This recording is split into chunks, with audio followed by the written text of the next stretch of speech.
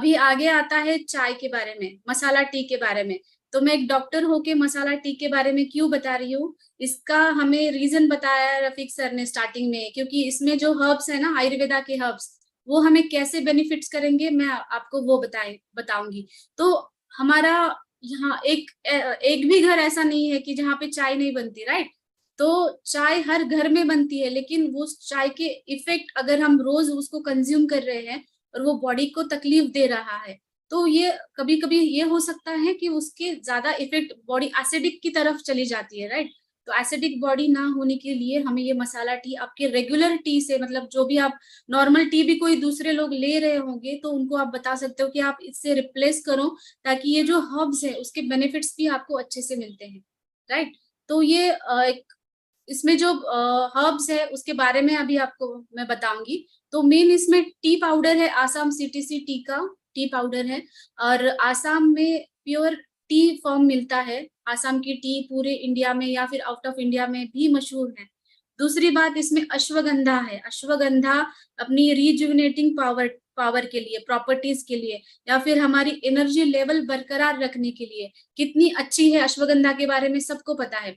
Cardamom है इसमें, इलायची है, इसकी वजह से एक तो ये पित्त नहीं बढ़ाती। कभी कभी होता है ना, लोगों में चाय पीते हैं तो उनका पित्त दोष, एसिडिटी बढ़ जाती है, हाइपर एसिडिटी हो जाती है।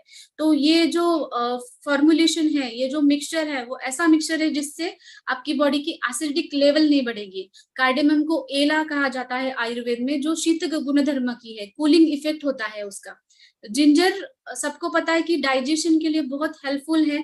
साथ ही में वो सर्दी खांसी जुकाम में भी हम जिंजर ज्यादा से ज्यादा लोग घर पे दे देते हैं। तो जिंजर ऑलरेडी इसमें एडेड है। क्लोज, लौंग एडेड है। लौंग अपने लौंग को भी ऐसा कहा गया है कि एक शीत प्रॉपर्टी की है, मतलब कूलिंग नेचर की है। इसकी वजह से हीट नहीं बढ़ती है। और दूसरी बात, ये टूथ एक है या फिर माउथ फ्रेशनर, उसका इफेक्ट है।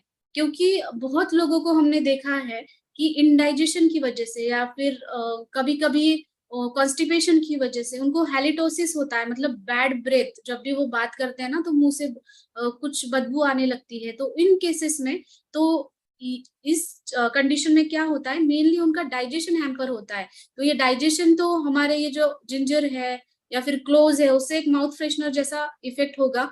तुलसी मेन इफेक्टिव है इम्यूनिटी बिल्डअप के लिए, इम्यूनिटी के लिए, या फिर सर्दी खांसी, चाय में तुलसी है तो इम्यूनिटी बहुत ही अच्छी बेहतरीन बनती है। ये अथिमथुरम, इसका मतलब है मुलेठी। मुलेठी भी एक कूलेंट इफेक्ट करती है। मुलेठी का इफेक्ट क्या है, जिन लोगों को ज्यादा बात करने का प्रोफेशन है उनका, लाइक टीचर है, या जिनको ज्यादा बोलना पड़ता है दिन भर काम की जगह पे, तो वहां पे उनके थ्रोट में एक सूदिंग इफेक्ट देता है। और वॉइस भी वो अच्छा सा डेवलप करता है, क्योंकि सर्दी खांसी होने के बाद थ्रोट पेन होता ही है। तो ये थ्रोट पे ज्यादा काम करती है मुलेठी। तो ये एक अच्छा सा मिक्सचर है हमारे टी में। सिनेमम के बारे में स्पेशली मैं बताऊंगी। सिनेमम का मैं यूज करती हूँ मेरी प्रैक्टिस में, मेरी क्लिनिक में। जिन पेशेंट्स का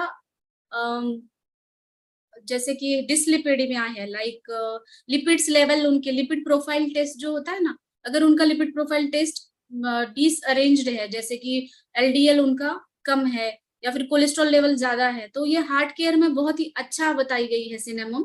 और ये ब्लड शुगर लेवल भी बहुत अच्छे से मेंटेन करती है। तो इस टी के पैकेट में जो आप रोज कंज्यूम करने वाले हो, उससे आपको इतने सारे बेनिफिट्स मिल रहे हैं, तो जाहिर सी बात है आप उसको डेली कंज्यूम करना है। तो इसका करने का तरीका कैसा है कि 1 टीस्पून आपको एक बॉइलिंग वाटर और बॉइलिंग मिल्क में ऐड करना है।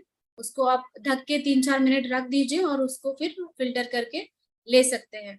इसका प्राइसिंग डीपी, पीवी और